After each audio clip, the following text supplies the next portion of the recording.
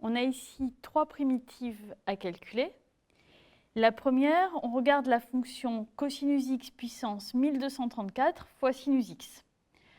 Alors, si on note u de x égale cosinus x, on se retrouve avec u puissance 1234 fois moins u', puisque la dérivée de cosinus, c'est moins sinus.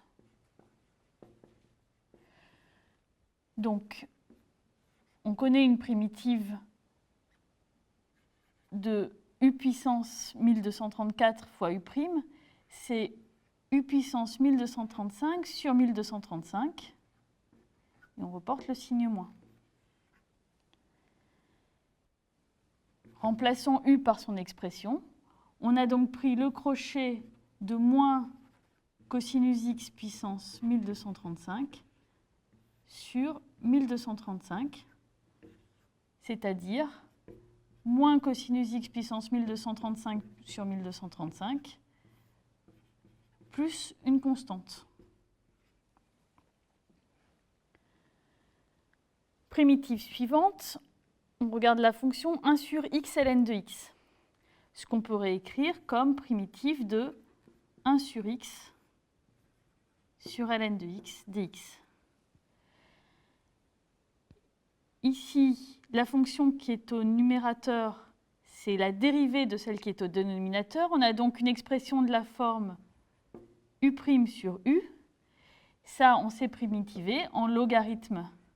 Alors attention, on met une valeur absolue parce qu'ici, on ne connaît pas le signe de u. C'est le crochet de ln de valeur absolue de u. Puis on remplace u par son expression, ce qui donne donc le crochet de ln de valeur absolue de ln de x. Et on peut enlever le crochet en écrivant ln de valeur absolue de ln de x plus une constante.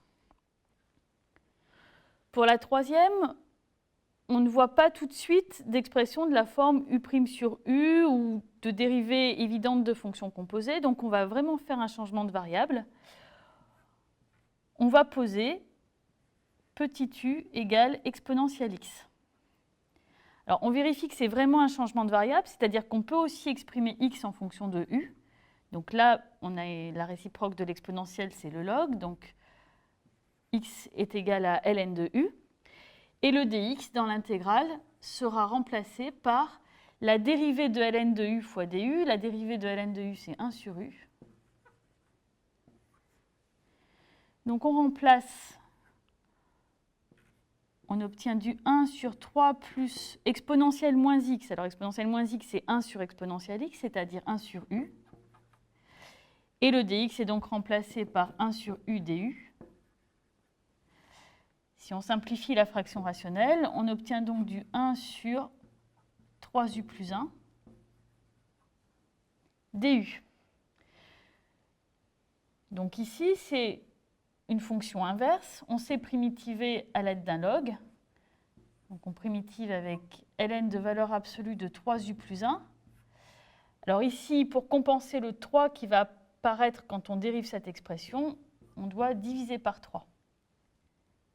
Et finalement, on remplace u par son expression en fonction de x. On obtient donc 1 tiers de ln de valeur absolue de 3 exponentielle x plus 1, plus une constante. Et on remarque que finalement, la valeur absolue est inutile, puisqu'ici, l'exponentielle ne prend que des valeurs positives. Donc 3 exponentielle x plus 1, c'est toujours strictement positif. On pourrait mettre des parenthèses au lieu des valeurs absolues.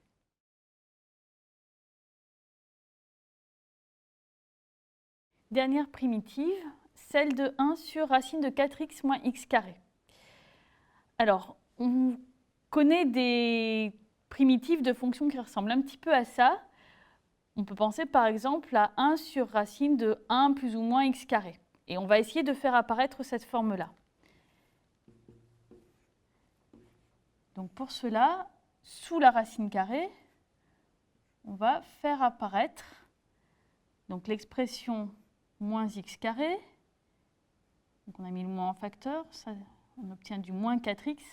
Et là, on voit que si on rajoute 4, on obtient l'expression développée de x moins 2 au carré. Alors maintenant, il faut rajouter t, ce qu'on a soustrait. Là, on a mis moins 4, donc il faut rajouter plus 4 pour avoir l'égalité. Et là, donc, ce qu'on obtient, c'est 1 sur racine de 4 moins x moins 2 au carré. On peut mettre le 4 en facteur dans la racine. On obtient du 1/2 fois 1 sur racine de 1 moins x moins 2 au carré sur 4, c'est-à-dire x moins 2 sur 2, le tout au carré, dx. Et maintenant, on a une expression qui ressemble vraiment à du 1 sur racine de 1 moins u au carré, et ici le u est égal à x moins 2 sur 2. Donc on va faire ce changement de variable, poser u égale x moins 2 sur 2. On vérifie que c'est bien un changement de variable en exprimant x en fonction de u. Donc cela donne x égale 2u plus 2. Et du coup, dans l'intégrale, le dx sera remplacé par la dérivée de l'expression 2u plus 2 par rapport à u, c'est-à-dire 2 du.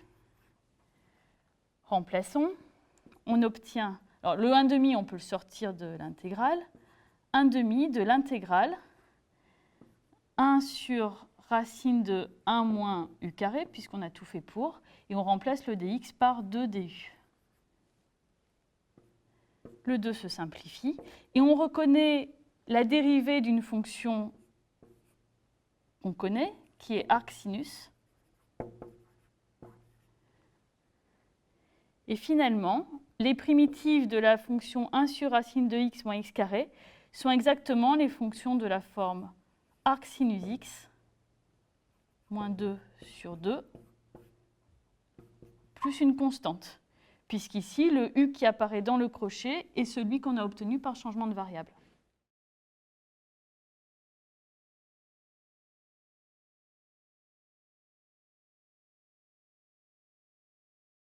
Dans cet exercice, on a appliqué la méthode de changement de variable pour déterminer des primitives.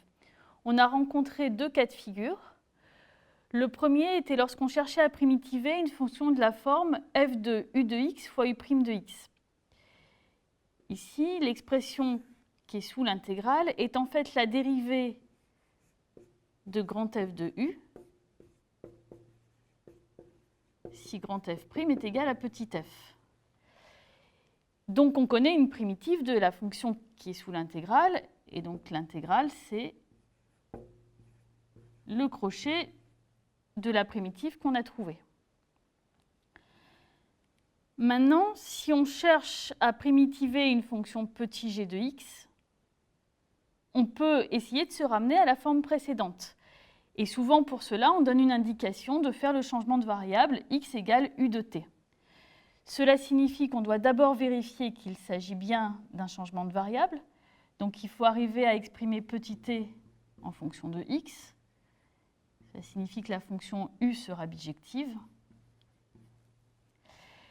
Et on doit aussi déterminer par quoi on remplacera le dx. Et le dx sera remplacé par u' de t dt. Donc il faut aussi calculer la dérivée de la fonction petit u. Maintenant, regardons l'expression intégrale de g de u de t, u' de t dt.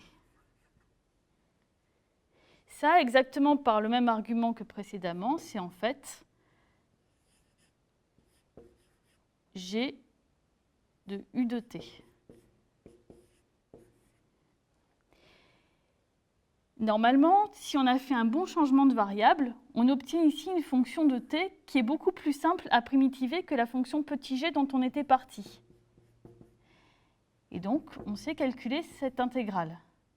Ce sera grand F de t, si grand F est une primitive de petit f. Maintenant, regardons ce qu'on a obtenu. Nous, on cherchait la fonction grand G. On aura donc grand G de x égale grand F de t, où t égale u moins 1 de x. Donc grand F de u moins 1 de x, le tout à constante près.